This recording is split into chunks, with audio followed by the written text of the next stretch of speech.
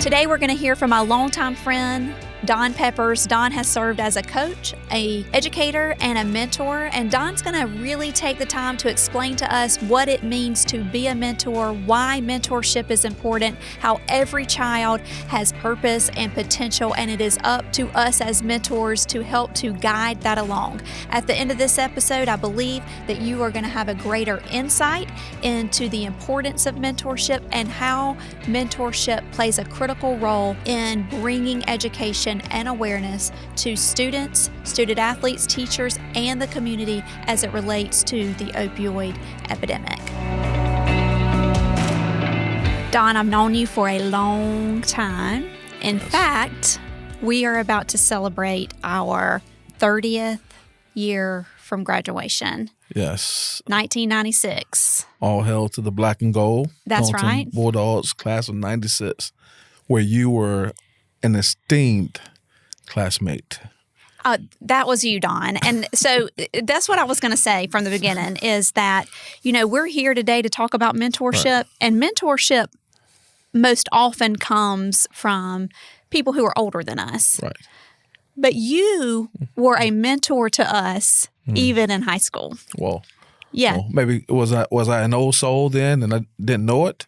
You were wise beyond your years. Yeah. And everybody looked up to you as a mentor then and even now. And so 30 years out of high school and you're still doing that and in that role. Yeah. And that's why we're here today. And something I know about you then, to be true then and now, is that you have always seen purpose and potential in people. Yes. Can you talk about that a little bit? Yes. Well, it's amazing that you've mentioned that. Sometimes you don't know the things you don't know about yourself, but, when other people can see those things and understand what's inside of you, it helps you to walk into those things a little bit more naturally.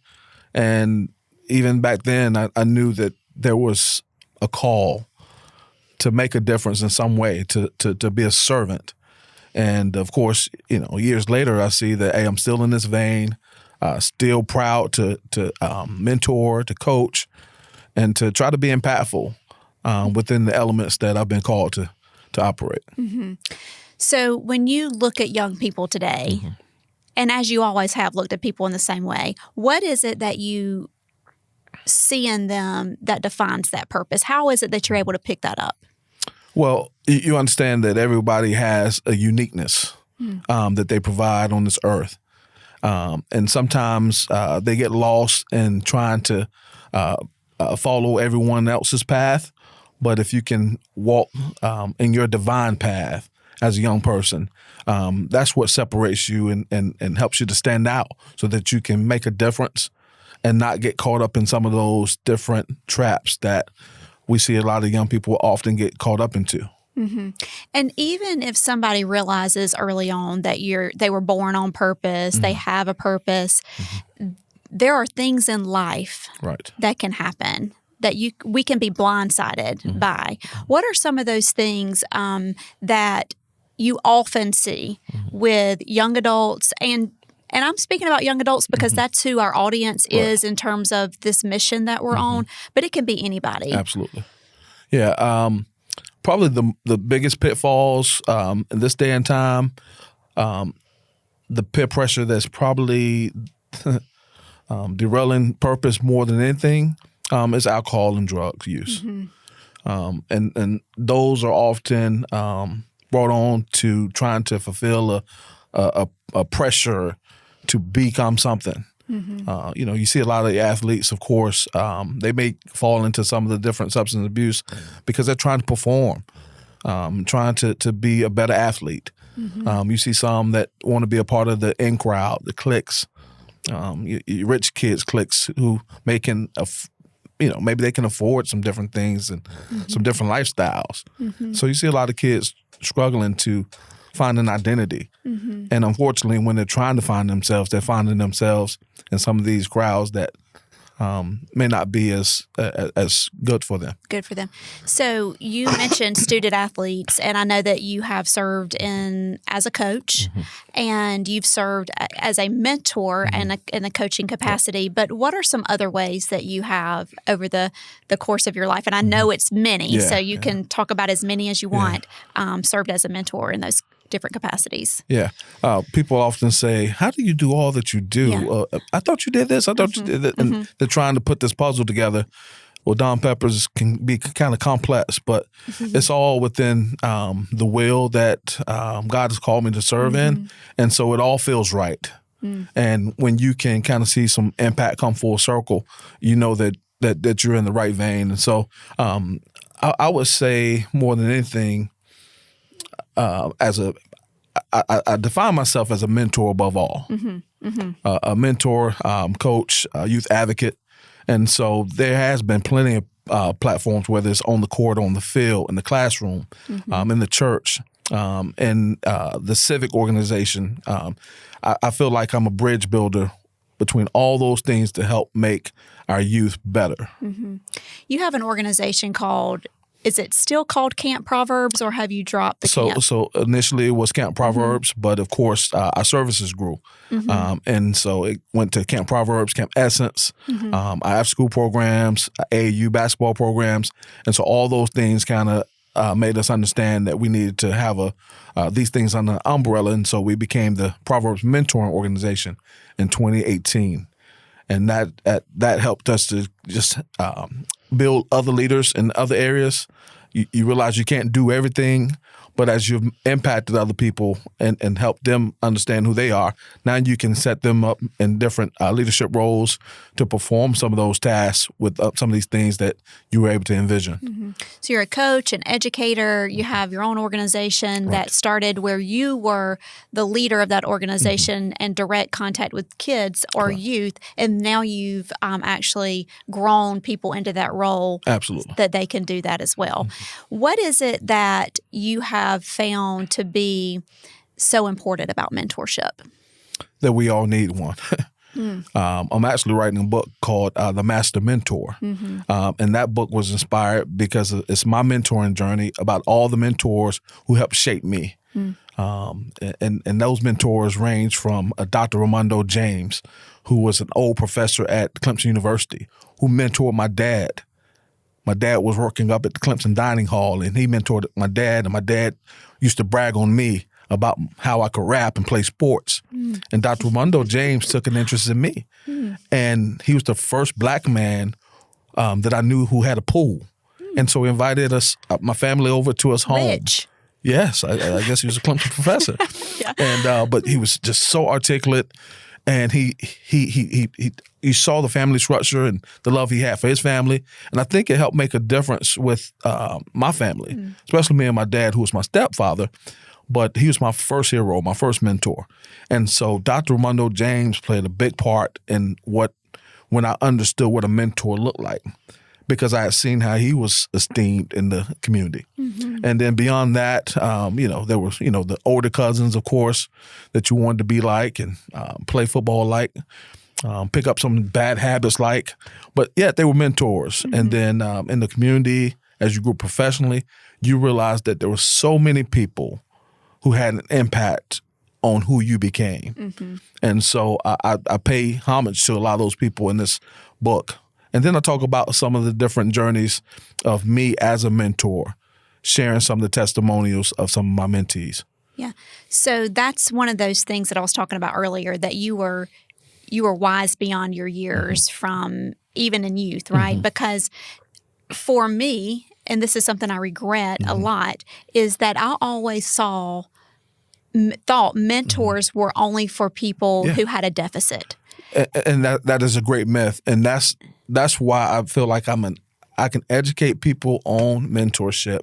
And we see that now it's become something that's, I don't want to call it trendy, but, even in the marketplace, in the workplace professionally, there's mentor programs that set up to help people become better versions of themselves, to help them grow with the right guidance.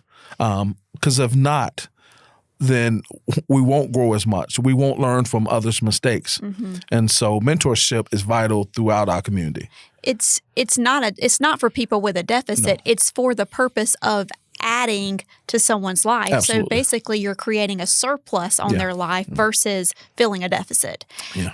And growing up, I didn't know that. And so I feel like I lost many years because of a mentality that I had that only people with problems need a mentor. And that's not true. And I faced that when I first started this journey back in 2004. You would hear people say things like this. Well, if you can only save one. It's like, man, if you can only save one. Or, hey, you should take them to the jail field trip. And it's like, why can't we take them to a college?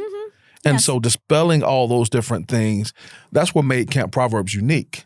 Because we mentor from the perspective is that we want to see you as God sees you, not as the community may perceive you to be.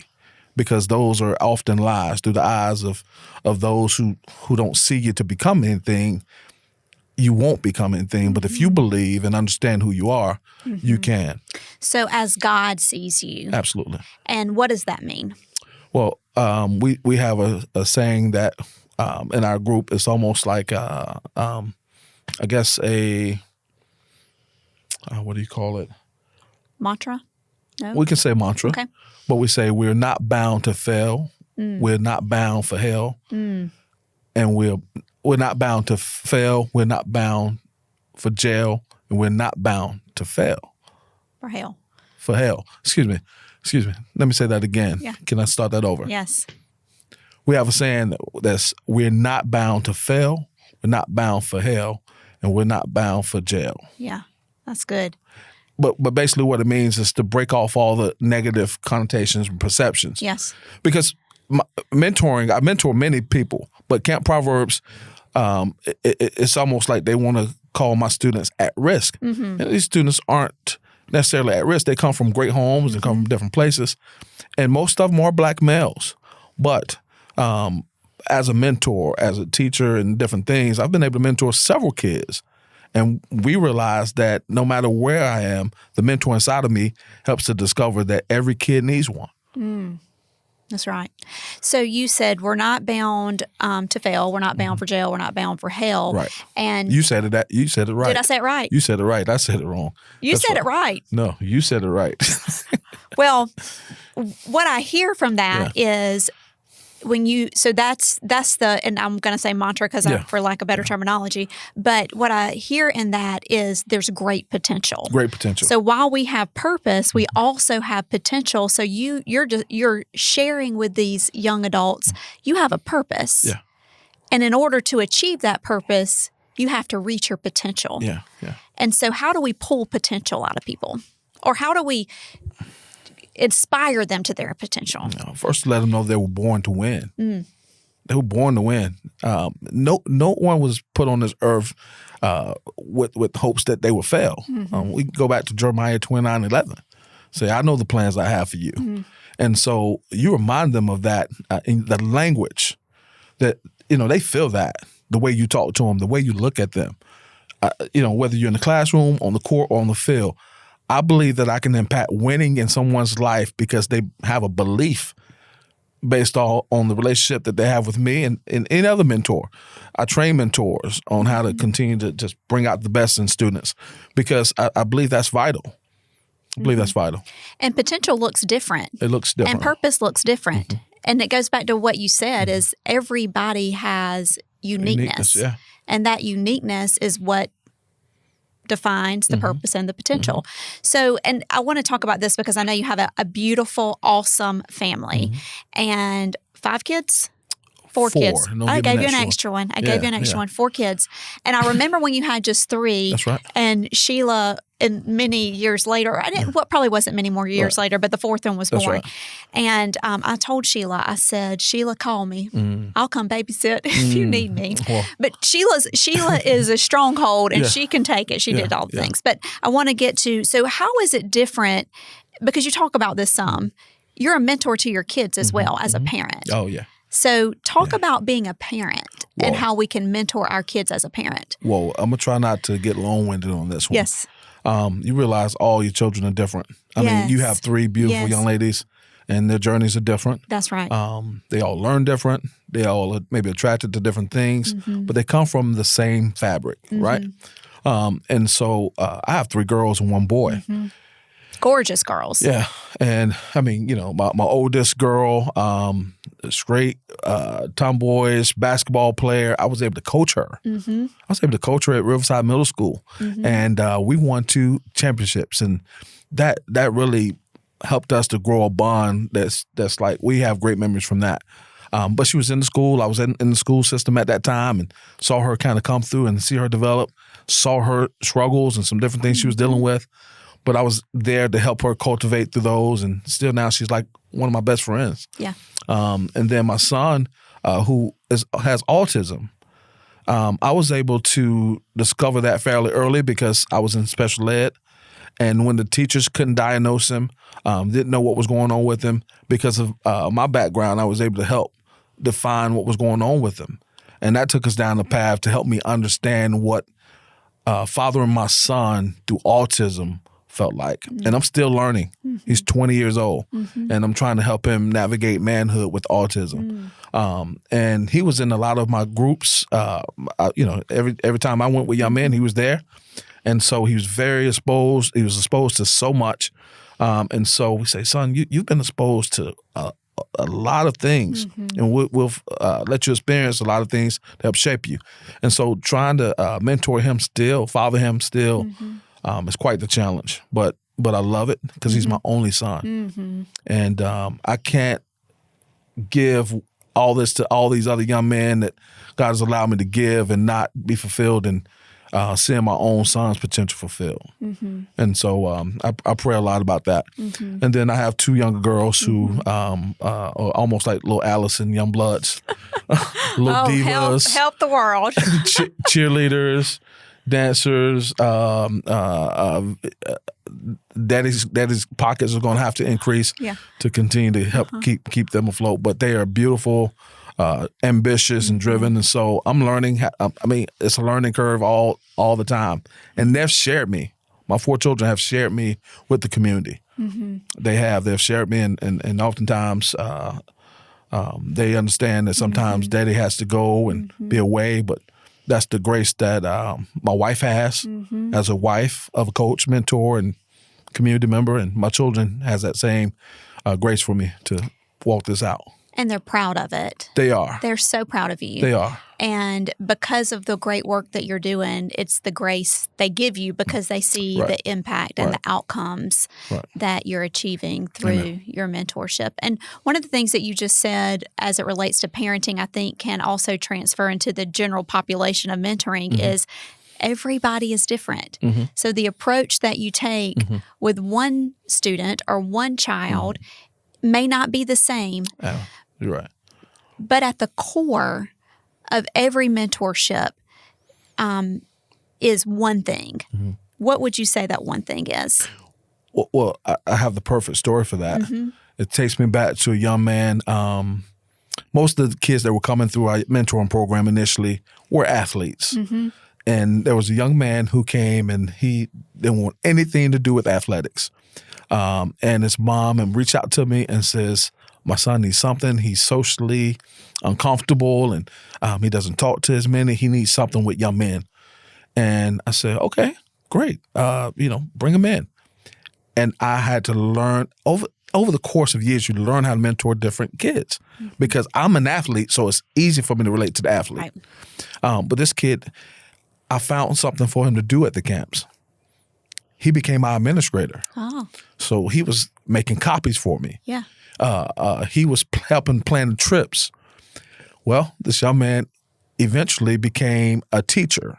And he went to Clemson University. I wrote his recommendation letters, got accepted to Clemson University to Call Me Mr. program. He was able to grow into those communities. And, he's teaching. He provided transportation. Later on, he started a camp called Camp Courage that was under Camp Proverbs. And that was an after-school program. And so we were able to become business partners there. And so if I had turned away from him, because I only see the athlete or I only see this type of kid, Right. I would have missed the great gift that was inside of him. And we are, locked for life, as they say.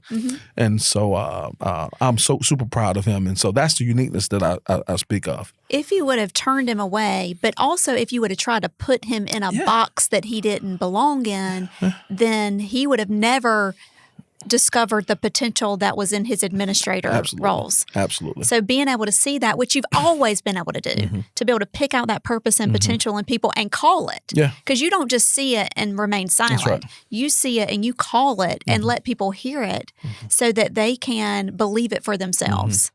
Yeah. And so honorable to know you and to have a first string connection to be able to have that relationship with you. So what are some things, and I know this has happened to you, where you are, that you've experienced challenges, not necessarily with mentorship, and I know we talked about it briefly, but I want to expand on it some more, in the community that stop people from reaching their potential? Well, there's certain environments that the kids grow up into that it's like a tug of war. You may come in trying to pull them away from the things they're mostly accustomed to, and sometimes kids, it's a shame that kids have made up their minds that I'm going to live this lifestyle. I'm going to partake in alcohol and drugs. I mean, you see this, starting to develop at 12 and 13, and the bad habits that they're growing into. And sometimes you go into the communities. Matter of fact, one of the communities that we mentor in, I won't say the name of the community, but it has a niche for being a community that is known for drugs, meth, fentanyl, all these type of things. And we know that when I have to go pick up a kid in that area, that, hey, it's already a challenge. And so, and some of them, their parents have gone to jail, or maybe their parents are on drugs, and now you even have some of the kids begin to sell these drugs to their families. And that's a very real thing. So the whole mission of the Play Smart program, and why we're here today, is the overarching mission is to educate students, student athletes, teachers, coaches, the community at large on substance misuse, specifically as it's related to opioid misuse. So as a coach, you've seen kids, and as a mentor, you've seen kids who have struggled from addiction, and you know how hard it is to bring them out of that environment. So from a message of prevention, how important is it to educate so that we don't have to have a Band-Aid operation where the bleeding is never going to stop? How important is education? It's so important. And that's why when I was sought after to help provide some type of information for this mission, I wanted my voice to be added to it, because I've seen it. And I know that awareness and education can prevent, like I say, you may not can save them all, but, just the education that comes with it, you hope that kids will begin to get the message and that they can have this peer conversation and these different methods that can help their teammates or their classmates from making that one bad decision about opioid use. The peer pressures that come with feeling like they have to escape to something, but something dangerous.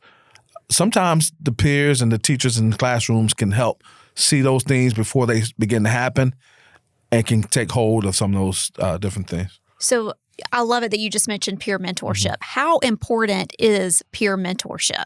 Yeah, iron sharpens iron, as another brother sharpens another. And so I personally know that I've helped some of my friends not smoke the joint. Yeah. And how do you help them? What do you say? it's the trust that you have with some of your peers. And if you know that they have your best interests and maybe you see them going down a path, nobody's perfect. Everybody has challenges, but at least for a lot of kids, drugs are really scary. And you have some kids that can begin to say, hey man, don't I see where you're going, don't do this, don't do that. And those conversations are helpful. Yes. Beyond the conversations that adults may have. Right. But peers often can see their classmates going down these things a little sooner. Sooner, yes. Yeah. And then you said something else that I think also is the root of mentorship, and you can tell me if I'm right or wrong, and the root of being able to have people confide in you, and that is trust. Trust, yeah. Yeah, I believe that being a safe place, I've said this in some other interviews, being a safe place for kids when they confide in you, when they're starting to be tempted with some of these paths, I find that to be a great thing. Even if they've ventured off and now they're partaking in some of these different things that you know are harmful. And I've had a personal story where there was a young man who came into a gym. He was abusing family structure. It was their family structure, and he and mom and sister were kind of using together. And he just wants to play basketball. But I told him, I said, man, he was very honest with me about his struggles. And he began to just cry. And I didn't know him well, but I began to cry. But I didn't turn him away. And at that moment, we began to talk about, okay, if you're going to be a part of this basketball team, because he wouldn't have been able to play anywhere else. I knew that he was struggling. And I allowed him to play because this team was unattached, and I allowed him to grow in that, drug tested him, and helped him grow through that. He's now one of our counselors with Proverbs, and he's now a junior at the College of Charleston. But there again, I was a bit naive to some of that, but he helped me to understand what it looks like, and he helped me to understand how to see it in other young men, and now he's able to speak about it real honestly at some of our camps. And sometimes I'm holding my breath, like, why is he so honest about this? Yeah. But I know that he's helping someone else. He's got a real life story. Has a real life story. And he's not filtering it. He's not filtering. He's very honest about how it started, growing up too fast. I'm so proud of the young man, though. So you said listened. You listened to him. I did. And listen without judgment. Without judgment. I think a lot of times that people are scared to tell when they're struggling with anything because of judgment, number one. But for something like a substance misuse, that it could be because of they feel like there's going to be punitive action behind it. So how do we build a space and educate parents and coaches and everybody else in the community about the idea that we have to be a safe space, that we can't come across with punitive action for everything, because a lot of what kids experience and the reason they're using isn't because they're bad. That's they're right. not wanting to be defiant. Right. It's the environment and the ecosystem that we've created that kind of pushes them in that direction. Am I right in saying that, or am I being naive in that? No. I think you look at depression, anxiety, all these different things that when we were younger, we didn't talk about depression. Right. I don't recall hearing about depression and anxiety. It was taboo if you did. Right. And so all these different things now that, young people are open to say, I'm depressed, I'm fighting anxiety, I've been diagnosed with this and that, and it can be overwhelming to our community. And so they often see their parents going through some of these different stages as well. And so, they're embracing, some of these different things. But it's all those things make them have to feel like they have to reach out to provide something to help them just to be at peace within themselves. But some of the things that they're reaching out to, we know that they're harmful. They may cause death even, or they may cause a lifelong, until to the end. A life where they're miserable, right? and they're having to depend on these different drugs. And Wreaks havoc. A healthy community as a whole, conversations are needed, education is needed, and the right people to continue to speak to these different issues is a must. Mm-hmm. So education is key at the end of the day. And I want to go back to the core of our message and the mission here, and to break it into two different categories. And so much of what we try to educate the students, the teachers, the coaches, the community, is that prescription pain pills often lead to dependency, which then often leads to illicit drug use, which leads to fentanyl poisoning, and the one pill can kill whole idea happens. So what we want people to hear is, with these pressures that you're talking about to perform, whether it be on the field, off the field, academically related, domestically related, whatever that may be, if they are ever in a situation to where they have a prescription and it is an opioid or some other type of substance, that it has to be managed. When it's mismanaged is when it becomes the problem. Yeah.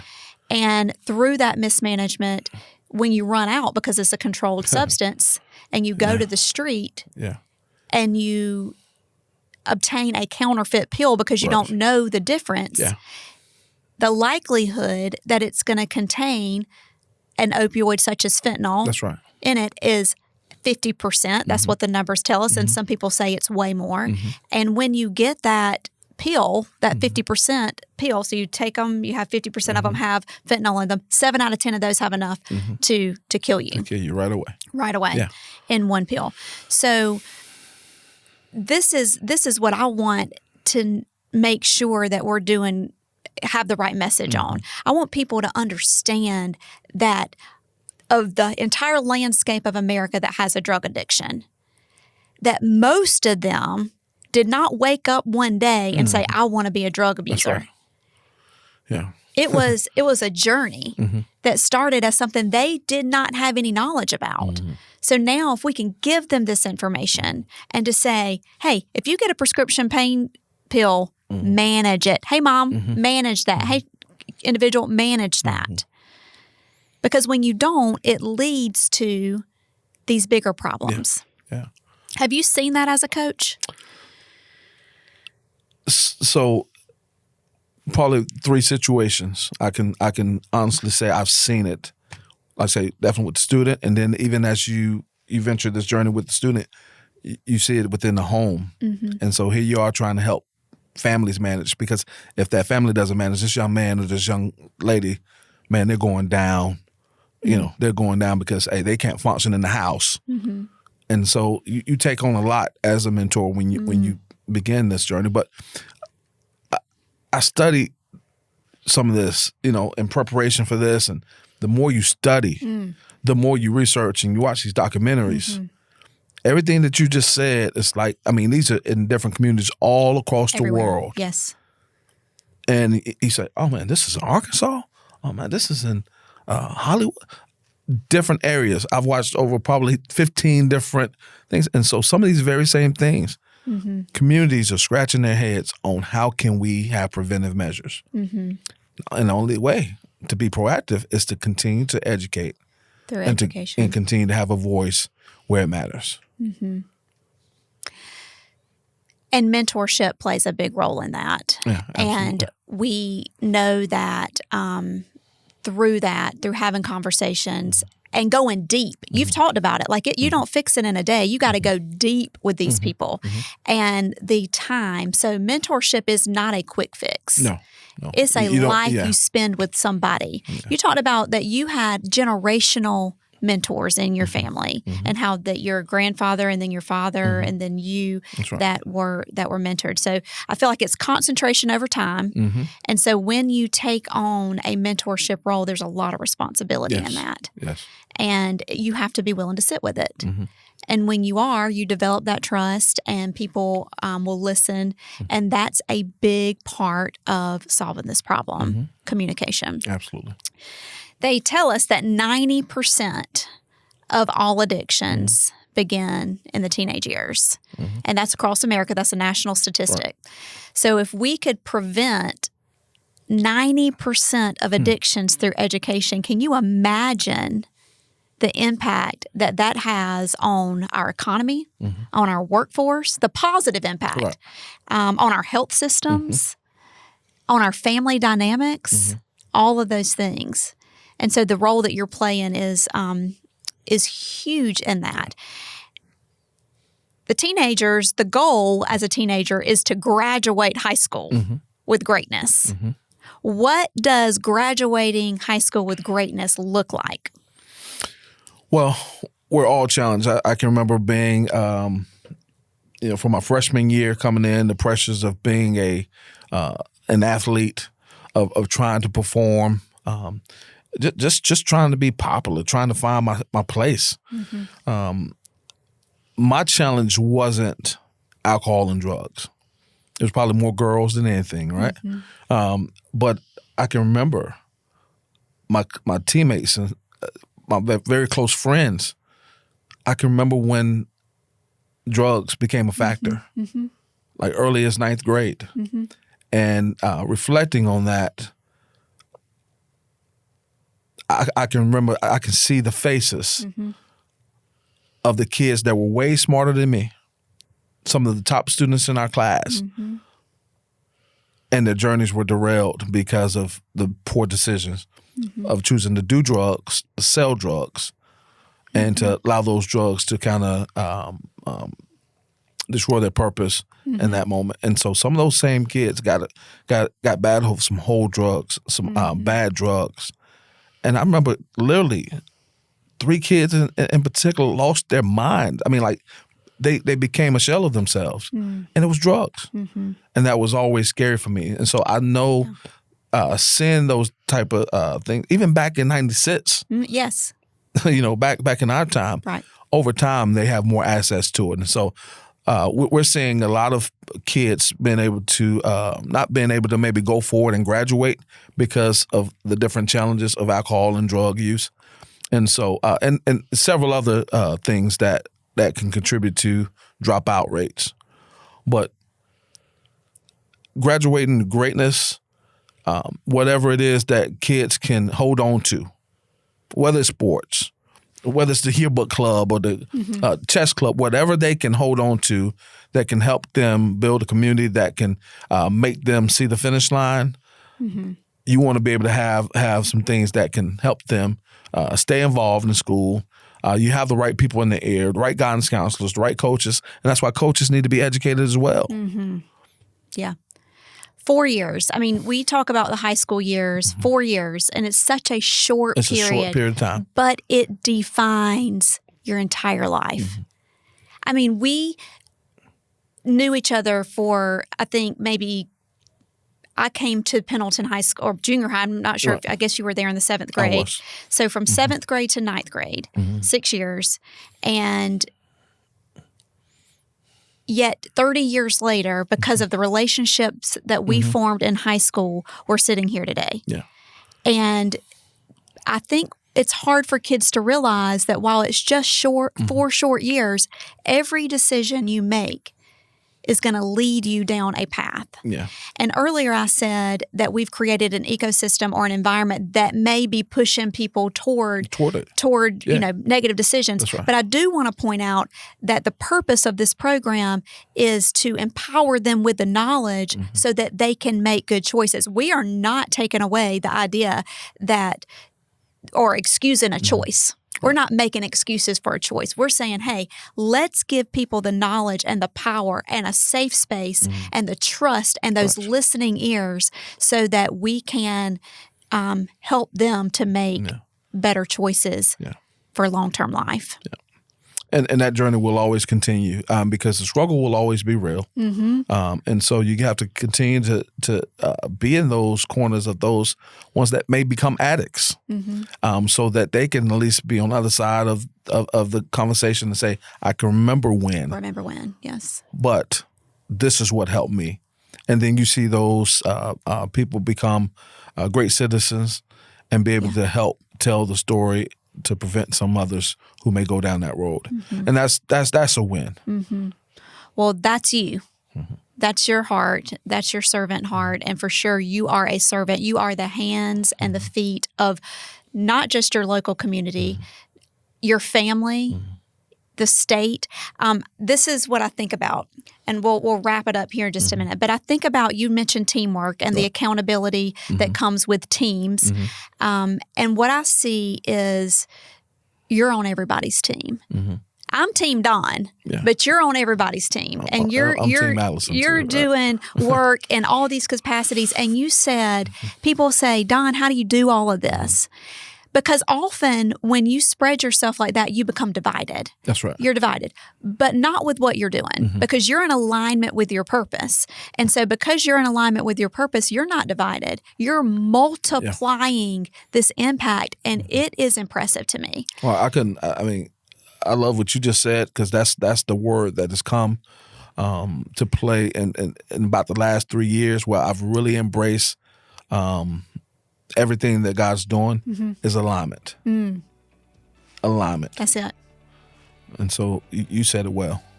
Thank you for that. Yeah. Well, thank you for being here, and thank you for sharing your voice and your wisdom for all these years. I feel like you should send me an invoice from learning from you. But I do appreciate it, and we're going to keep going forward with this. Absolutely. Yeah. Thank you for the opportunity. Yeah, you're welcome. Thank you.